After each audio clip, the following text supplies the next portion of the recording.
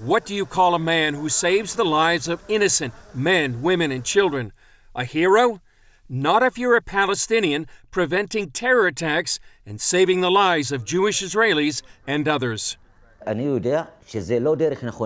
this isn't right to go and kill people on the street. This isn't right to blow up buses. But that's not the view of the Palestinian Authority, who condemn this man and others as collaborators for helping Israel. Some say thousands of Palestinians underwent torture, even death, for acts the rest of the world would call heroic.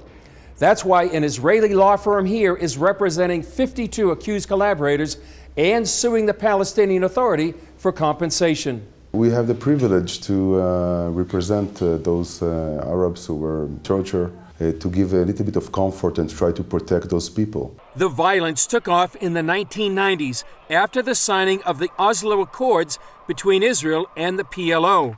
That's what's called the peace process today. Terror was rampant in Israel. There weren't just a few Palestinians that were helping Israel to fight terrorism.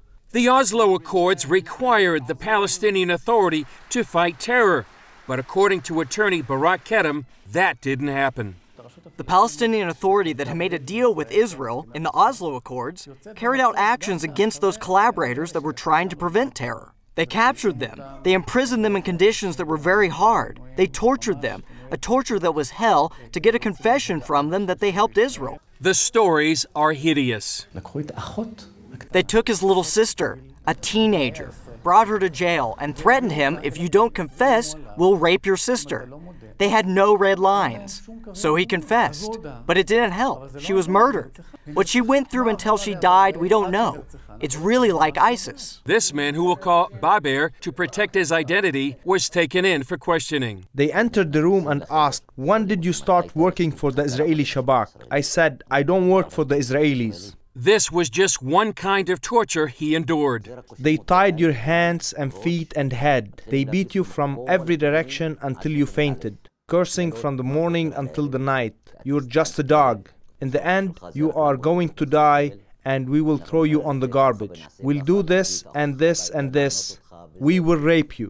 According to Baber, he faced no official charges or had his day in court.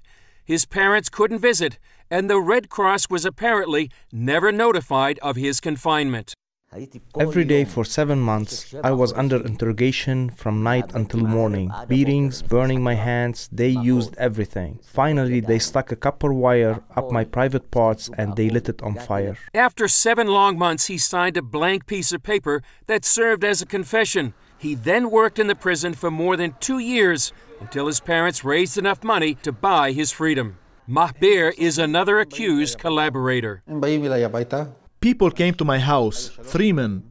One of them said, "Excuse me, can you come with us to our internal security of the Palestinian Authority?" I said, "Fine." I couldn't tell them no. The minute I walked in their door, maybe 40 men fell on me and started beating me to death. When they stopped, they left him bruised, bleeding, and alone. In the evening, he came to me, and the interrogator said to me, "I'm Hitler. You know what Hitler did to the Jews?" I said, "Yes." He said, "Like Hitler did to the Jews, I am going to do to you, collaborators." The beatings and torture went on for a year and a half. Then in 2002, at the height of the Second Intifada, Israel began Operation Defensive Shield in the Palestinian areas. The guards ran away, and Mahbir was freed. So he returned to his village, his wife, and children. After 2 or 3 days, they came to my village with masks and weapons, and they started to shoot at my house. And all the village saw this. They wanted to take me out and kill me. But God didn't want me to die at the moment. So I argued with them and escaped to the state of Israel. Freedom hasn't been easy, however, for these falsely accused Palestinians. Many don't have Israeli citizenship or medical insurance. Others can't work because of physical injuries and emotional trauma. Plus, they're separated from their families. The state has a big obligation to these people, and the time has come that we pay them back their reward. Fortunately, they now have hope. More than 15 years after the torture ended, their lawyers won a suit, leading to a 2,000-page verdict from the judge, one of the longest in Israel's history. Initially, it provides the victims about $420,000. enough to cover medical evaluations. The next move, determining the extent of their injuries and claiming an estimated millions of dollars in damages from the Palestinian Authority.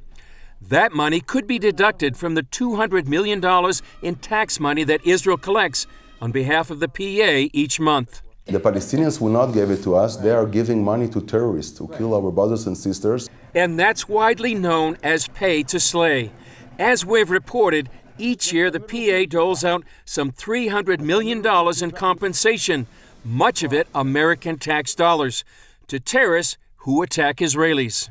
Your tax money goes to terror. Instead of that, you need at least to get to support this cause by helping the people who prevent terror. We are talking about people who risk their life to prevent suicide bombers to bomb inside buses with children and women. So those are heroes. Attorney Nati Rome says the story is even more shocking. Rome says of the more than 230 human rights organizations they notified, 99% replied they have no means to help. Where is the UN? Where is the EU? Where is everybody who would like to speak about human rights in the Middle East? This is the real story. Only one group took the challenge. We think that dealing with human rights of Palestinians is our obligation, no matter what our political view is. Mary Shalem, CEO of the Institute for Zionist Strategies, says helping these men is what being human is all about. We have an explanation why the other human rights organization didn't want to take care of it. They didn't want to deal with suing the Palestinian Authority. And the other reason, we are dealing with collaborators who help the security of Israel. They've taken the first steps in a long battle. Now they hope Israel and the West will join them in standing behind these unsung heroes. Chris Mitchell, CBN News, Jerusalem.